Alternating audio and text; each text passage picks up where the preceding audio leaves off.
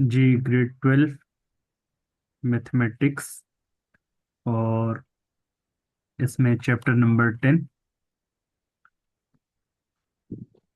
10 exercise 10.2। इसका question number 2 से हम कंटिन्यू कर रहे हैं। टू के फर्स्ट टू पार्ट्स हमने सॉल्व कर लिए। अब पार्ट सी से कंटिन्यू कर रहे हैं। और पार्ट सी भी तकरीबन ये टाइप आपके पास बल्कि सेम ही चल रही है कि जिसमें आप सेपरेबल ना बना सकें उसको फिर किस तरह से आप पहले कन्वर्ट करेंगे रिड्यूसिबल टू सेपरेबल। तो y upon x plus y square upon x, इसमें आप लेट कर लें y अपॉन एक्स को एनी अदर वेरिएबल। जैसे प्रीवियस दो पार्ट्स में x प्लस वाई या y प्लस एक्स आ रहा था तो हमने किसी दूसरे वेरिएबल की इक्वल लेट। इसमें फ्रैक्शन आ रही है y अपॉन एक्स, आप इसमें लेट कर लेंगे let y upon x is equal to any other variable, let suppose t। उसके बाद फिर x को उधर राइट में मल्टीप्लाई कर लें तो ये एक्स टी आ जाएगा। और फिर दोनों साइडों का डेरिवेटिव ले लें d by D x of y, और राइट साइड पे d by D x of x t. अब x और t दो वेरिएबल हैं, आपस में प्रोडक्ट हो रहे हैं। उसके लिए फिर वो will apply product rule. Proper. Product rule apply कर देंगे तो D Y by D X equal आ जाएगा x को छोड़कर t का derivative D T by D x, plus t को छोड़कर x का डेरिवेटिव x का रिस्पेक्ट टू x क्या आ जाएगा 1। तो D Y by D X हमारे पास इक्वल आ चुका है x D T by D x plus T.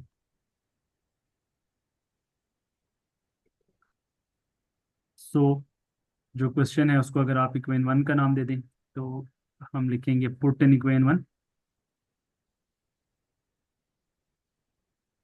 तो D Y by D x की जगह आ जाएगा x d T by D x plus t, और राइट साइड पे वाई अपॉन एक्स को हमने क्या लेट कर लिया था टी, और वाई जी।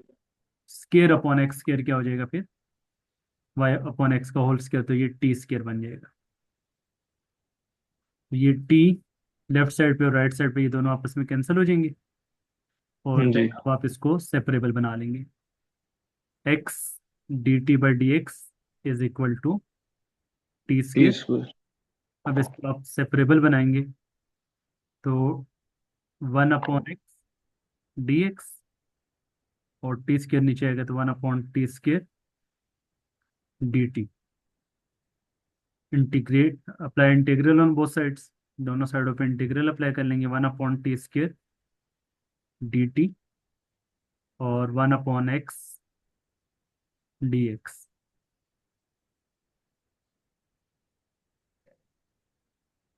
टी स्केयर जब ऊपर आएगा तो ये हो जाएगा t⁻⁻² डी टी, और इसी तरह 1/x डी एक्स।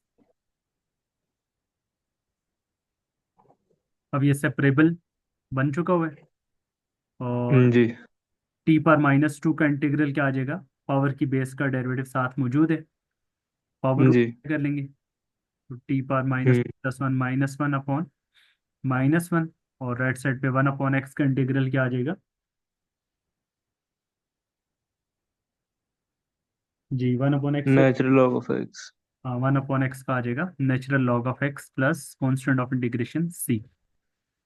तो माइ t⁻⁻1 को आप लिख लेंगे -1/t natural log of x plus constant of integration c। अब यहाँ से आप t की वैल्यू को सेपरेट कर लें, ठीक है।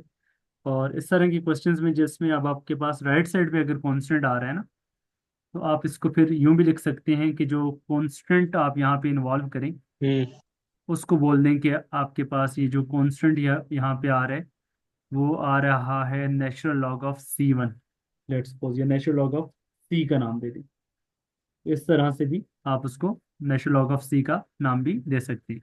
उससे आपके लिए बेनिफिट ये होगा कि आप लॉग लॉग की प्रॉपर्टी अप्लाई कर लेंगे। लॉग की प्रॉपर्टी क्या अप्लाई होगी कि जब आपके पास दो टर्म्स यहाँ पे लॉग की फॉर्म में आ रही है तो उनको सिंगल लॉग की फॉर्म में लिखने के लिए आप उसको प्रोडक्ट फॉर्म में लिख लेंगे। Natural log of hmm. Plus natural log of C को आप लिख लेंगे natural log of C X या नेचुरल लॉग ऑफ एक्स सी।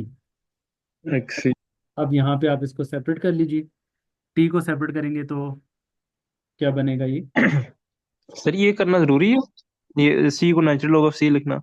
नहीं, ज़रूरी नहीं है, लेकिन आपके नॉर्मली जो आंसर्स हैं ना वो इसी फॉर्म में फिर लिखे होते हैं कि उन्होंने लॉग की प्रॉपर्टी अप्लाई की होती है, वो आंसर के साथ मैच करने के लिए। अभी तो हमने बस वो जो, ठीक ठीक, वो अभी हमने जो टी को जो लेट किया, अभी तो हमने बस वो पुट करके वाई को सेपरेट कर लेना है ना? वाई को सेपरेट कर लेना है, बिल्कुल फाइनली। अब आपको आपने वाई को सेपरेट करना है यहाँ पे, तो उसके लिए ये जो माइनस है दोनों साइडों का रेसिप्रोकल कर लें, तो ये आ जाएगा minus hmm. T is equal to natural log of X C.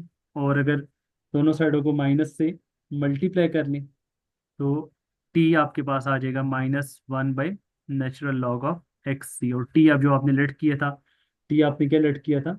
Y upon x जी इक्वल टू टी था, तो यहाँ से वाई की वैल्यू हमारे पास आ जाएगी,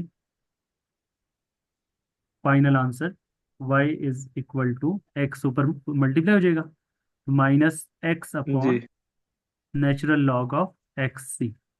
ये इसका आंसर आ जाएगा। जी। Y is equal to -x upon natural log of X C. ये इसका फाइनल आंसर आ जाएगा। ये आपका क्वेश्चन नंबर 2 का सी पार्ट यहाँ पे कंप्लीट हो गया। ठीक है, जी डन। जी। जी लास्ट पार्ट है इसका डी। डी पार्ट में थोड़ा सा उसने रेसिप्रोकल फॉर्म को अप्लाई किया हुआ है, कॉन्सेप्ट सेम ही है। तो डी पार्ट में डिफरेंशियल इक्वेशन हम्म। पास है, वो है dy/dx is equal to y/x है, और साथ में x² by Y square, x² by Y square. तो इसमें जो x/y है इसको अगर हम लेट कर लें एनी अदर वेरिएबल t के इक्वल, तो let y/x is equal to t. तो x² बाई वाई स्केयर की वैल्यू क्या बनेगी इसका, जब आप रेसिप्रोकल करेंगे तो x/y आ जाएगा one by one T by T square. और फिर जब स्केयर करेंगे तो x² by Y square equal आ जाएगा 1/t स्केयर। और यहाँ से y इक्वल आ जाएगा, यहाँ से xt। और फिर दोनों साइडों को आप डिफरेंशिएट कर लेंगे with respect to x to separate the value of dy/dx। dy/dx की वैल्यू को सेपरेट कर देंगे तो dy/dx इक्वल आ जाएगा, x को छोड़कर t का डेरिवेटिव dt/dx हो जाएगा, और प्लस t को छोड़कर x का डेरिवेटिव 1। अब ये वैल्यूज आप पुट कर देंगे, जो क्वेश्चन गिवन है उसको बेशक आप इक्वेशन नंबर 1 का नाम दे दें, और उसके लिए आप लिख लेंगे पुट इन इक्वेशन 1 में आप ये सारी वैल्यूज पुट कर देंगे, तो dy/dx इक्वल आ जाएगा x dt/dx प्लस टी, और y अपॉन एक्स को भी t पुट कर लेंगे, और x² अपॉन t² की वैल्यू हमारे पास क्या आ गई है? 1/t²। तो दोनों साइडों पर ये जो t आ रहा है ये कैंसिल हो जाएगा, और देन आप इसको सेपरेबल बनाने, आपने सेपरेबल बनाने, सेपरेबल बनाने के लिए x dt/dx is equal to 1/t²। अब इसको सेपरेबल बनाएंगे तो dt के साथ t वाली टर्म को अरेंज कर लेंगे तो ये हो जाएगा t² × dt, और हम्म। dx के साथ x वाली टर्म को आप अरेंज कर लेंगे 1/x। अब ये जब सेपरेबल बन गई है तो अब आप दोनों साइडों को क्या कर दें? इंटीग्रेट कर दें, तो इंटीग्रेशन ऑफ t², और इसी तरीके से इंटीग्रेशन ऑफ 1/x। तो t² का इंटीग्रल हम्म। हमारे पास क्या आ जाएगा? t² का हमारे पास power root, T raised -1 divide by -1। नहीं नहीं, t की पावर +2 है अभी फिलहाल। अच्छा हाँ हाँ, t³ बाय 3 हो जाएगा फिर। t³ बाई 3 आ जाएगा, और राइट साइड पे नेचुरल लॉग ऑफ एक्स। और फिर जो इसमें जी। भी आप कॉन्स्टेंट अगर इन्वॉल्व करना चाहें तो किस फॉर्म में इन्वॉल्व कर लें? नेचुरल लॉग की फॉर्म में, तो उसको क्या लिख लें फिर? नेचुरल लॉग ऑफ सी, ताकि लॉग की प्रॉपर्टी हम अप्लाई कर लें। तो लॉग की प्रॉपर्टी अब अप्लाई हो जाएगी, तो t³ by hmm. 3 is equal to natural log of X C. और उसके बाद हम्म। फिर यहाँ पे अब टी को सेपरेट करने के लिए ये जो डिनोमिनेटर में 3 आ रहा है, इस 3 को राइट साइड पे मल्टीप्लाई कर लें, natural log of X C. और लॉग की प्रॉपर्टी क्या है कि लॉग की प्रॉपर्टी आपके पास हाँ, वो पावर में चला जाएगा। पावर में चली जाएगी, ठीक है। तो ये बन जाएगा natural log of X C की पावर 3 हो जाएगी, इक्वल टू टी क्यूब। अब टी जो आपने लेट किया है उसको पुट कर लें। टी आपने क्या लेट किया था? वाई। हाँ, टी आपने लेट किया था वाई अपॉन एक्स, तो ये हो जाएगा Y cube upon X cube, equal to natural log of X C की पावर 3। और अब अगर आप नेचुरल लॉग को दूसरी साइड पर शिफ्ट करेंगे तो किस में कन्वर्ट हो जाएगा? ई की पावर। हाँ, या आप इसको सेपरेट कर लें, या फिर आप इसको यूं भी लिख सकते हैं कि वाई हाँ जी सर, वो एक्स एक्स मल्टीप्लाई की करके शिफ्ट उस कर लें। Cube root. हाँ, तो ये आ जाएगा एक्स सी की पावर 3। ये आंसर भी ठीक है, दोनों तरफ क्यूब रूट अप्लाई कर लें। या फिर अगर आप उसको ई की फॉर्म में लिखना चाहें, आई थिंक आपका आंसर जो है ना वो ई की फॉर्म में दिया हुआ है, तो अगर इसको ई की फॉर्म में आप लिखना चाहें तो ई की फॉर्म में ये होगा कि जो राइट साइड पे नेचुरल लॉग आ रहा है, नेचुरल लॉग को हम्म। जब आप लेफ्ट साइड पे शिफ्ट करेंगे तो वो किस में कन्वर्ट हो जाएगा? ई में। और जो जी टर्म है वो जी किस में चली जाएगी? पावर में।